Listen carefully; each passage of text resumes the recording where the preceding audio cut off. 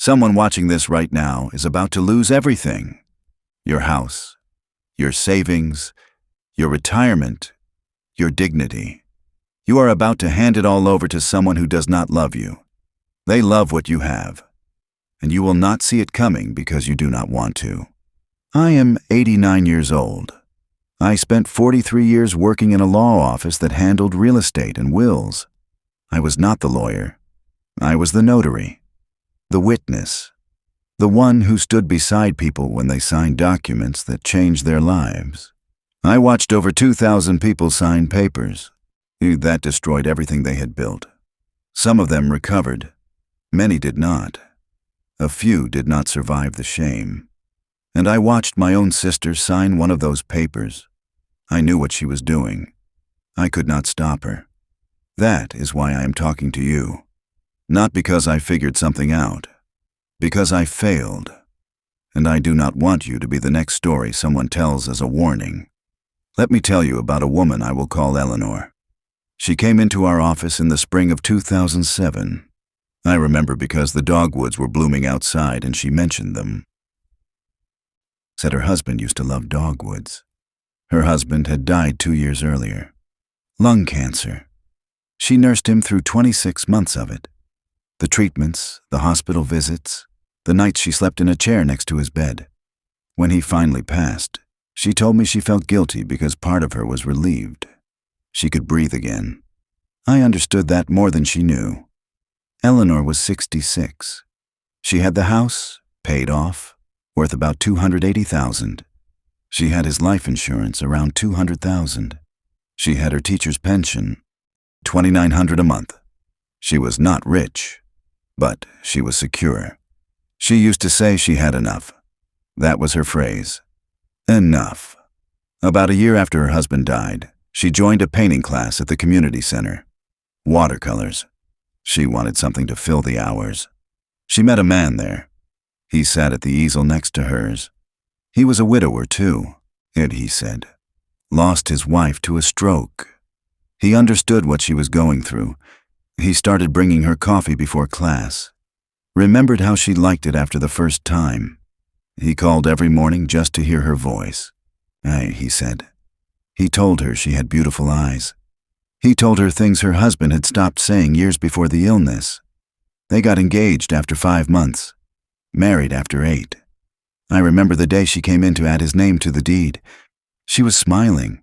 She said he made her feel like she was not just waiting to die anymore. Those were her exact words. I had seen that look before, but it was not my place to say anything. I was just the notary. I stamped the paper. 16 months later, Eleanor came back. Different now. Her hands were shaking. She sat in the lobby early, and I brought her water. She could barely hold the cup. She was there to sign divorce papers.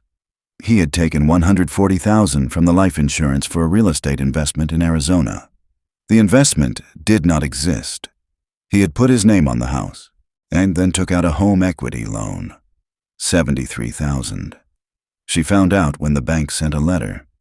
He had access to all her accounts because he wanted to help manage things. The accounts were nearly empty. He never hit her, never raised his voice. He just took everything while telling her he loved her, while bringing her coffee, while calling every morning. When Eleanor signed those papers, she looked at me and said, I thought this time would be different. I did not know what to say. I just stamped the paper. She ended up in a small apartment. Her comfortable retirement is gone. She lived another 11 years like that. I saw her sometimes at the grocery store. She always looked away first. I want to be clear about something. Eleanor was not foolish. She was not desperate. She was a woman who had spent her whole life being careful. But grief makes you vulnerable. And some people can smell that vulnerability from across a room. They know exactly what to say. They are patient. They have done it before.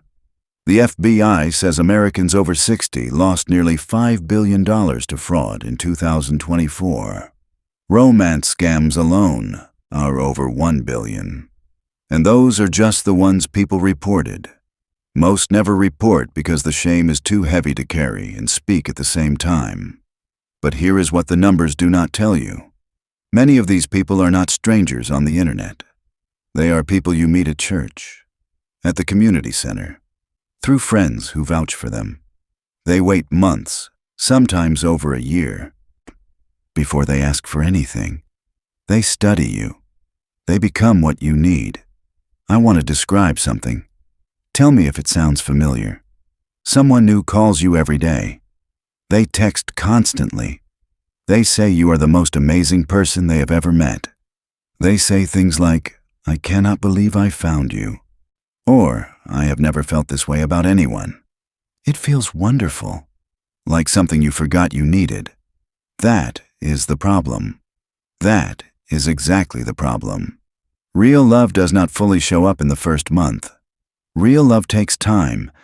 It has awkward silences and small disagreements. It involves seeing someone's real flaws and staying anyway. If someone is talking about forever after 3 weeks, that is not fate. That is a script. They have used it before. You are not the first. Let me tell you about Harold. He came to our office in 2014, on the week before Thanksgiving. Kept saying he did not know what he was going to do for the holiday now. Harold was a retired police officer, 32 years on the force. He used to say he could tell if someone was lying just by how they held their coffee cup. Spent his whole career reading people. His wife died that August. Aneurysm. No warning. She had a headache at breakfast. And by noon, she was gone. They had been married 37 years. Harold told me he had never made his own breakfast, never paid a bill, never bought his own clothes. She handled all of it. After she passed, he started going to a coffee shop near his house. Every morning, same booth, same time. Just to hear voices that were not the television. A woman started showing up. She sat near him. One day, she asked if she could share his table. The place was not that crowded, but he said yes. She was younger, early 50s. Fascinated by his stories. Oh, she said. She cried when he talked about his wife. She moved in after 4 months. No steady job, but she was between things. No savings, but her ex-husband had taken everything. No car, but Harold did not mind driving her places. He liked having somewhere to go. Within a year, Harold had refinanced his house to pay her debts, co-signed a car loan, given her power of attorney so she could handle things while he worked his part-time security job. I watched him sign that power of attorney. His hand was steady, no hesitation. 14 months later, he came back with nothing. House gone, sold, money vanished. Car in her name only. Accounts empty. She left a note that said, "I am sorry it had to be this way." Harold sat in our office and said, "I spent 32 years catching criminals. How did I not see this? Grief. That is how. Grief makes fools of everyone, even the people who think they are immune." Now I need to tell you about my sister Marjorie. This is the part I have never said out loud before. Marjorie was 71 when her husband died. Heart attack. They had been married 48 years. High school sweethearts. She did not know how to be a person without him. About 14 months later, she met a man through friends. A friend of a friend. Someone who came with references. He was a retired accountant. Quiet. Patient. He did not rush anything. Did not overwhelm her with attention. He just showed up. Consistently. I thought maybe this one was different. He waited almost a year and a half before he mentioned finances. Small things at first. Maybe combine some accounts. Since they were together so much anyway. Maybe update her will. I saw it. I had seen it 1,000 times. I tried to talk to her. Told her about Eleanor, about Harold, about all of them. She said I was being paranoid. She said I saw predators everywhere because of my job. She said I did not want her to be happy. That one hurt. Still does. She stopped answering my calls for a while. 4 months, maybe 5. When she finally called, she told me she had put his name on the house. She said she wanted me to hear it from her. I did not say I told you so. I just asked her to be careful. She said, I am being careful. I am also being happy. You should try it sometime. 3 years later, he was gone. So was the house. So was most of what she had. She would not tell me the details. The shame, I think. Marjorie spent her last 4 years in a small apartment. I helped with rent some months. She would not look at me when I handed her the check. She died in February 2019, during a cold snap. The heat in her building was not working right, and she did not want to complain. I have stood beside over 2,000 people while they signed documents that ruined their lives. But I could not save my own sister. I saw it coming. I said the words. None of it mattered. That is the thing about warnings. People have to want to hear them, but I have to try. Because maybe someone watching this is in the early stages. Maybe someone's mother is, someone's aunt. And maybe if they hear it from someone who has nothing left to lose, they will listen. One more story. This one ends differently. In 2011, a woman named Dorothy came in, 68. Husband died the year before. She had met a man, a nice man. He wanted to move in together. He had suggested gently that she add his name to her accounts. For convenience. Dorothy's daughter dragged her to our office. Dorothy was furious about it. Sat in the lobby with her arms crossed. The attorney talked to her for an hour. Showed her what could happen. Dorothy did not want to hear it. She said this was different. But something stuck. I do not know what. Dorothy did not add his name to anything. She told him she needed more time. He said he understood. 3 weeks later, he stopped calling. Just gone. Turns out he had done this before, at least 3 times. Women with houses and savings and loneliness. Dorothy was lucky. She got out before she lost anything but time. I saw her years later. She said, "You probably saved my life, or at least my house," which felt like the same thing. That is all I'm asking. Stop and think before you sign. Keep your finances separate. Completely. If someone is offended that you will not add their name to your accounts, that tells you why they are with you. Do not make any major financial decision about a new relationship for at least 2 years. I know that sounds like forever when you are lonely. It is nothing compared to losing everything. Listen to the people who have known you for years, your children, your siblings. If they are all worried, they might be seeing something you cannot. There is an old term, evenly yoked. Comes from farming. If you put 2 oxen together to pull a cart and one is bigger than the other, the smaller one gets dragged along.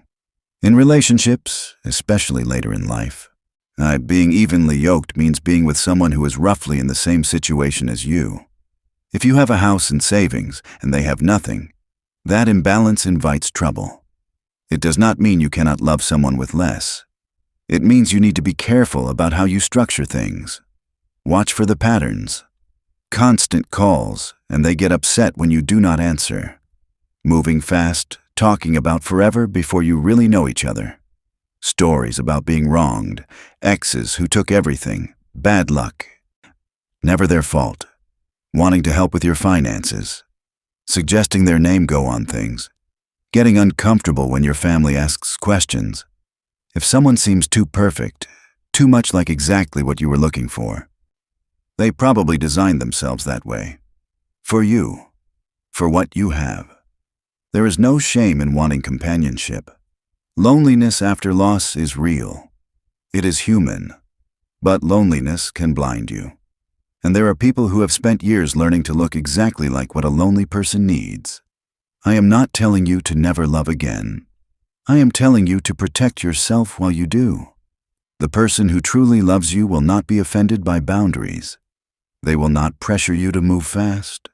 They will not ask for access to your money. They will understand you have things worth protecting.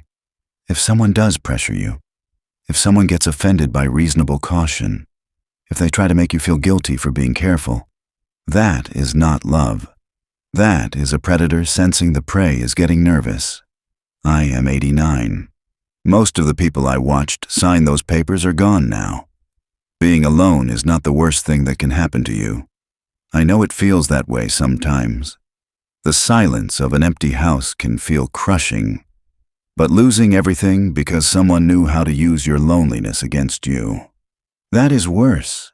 Spending your last years ashamed to look your family in the eye, that's worse. Dying with a secret you cannot speak, that is worse.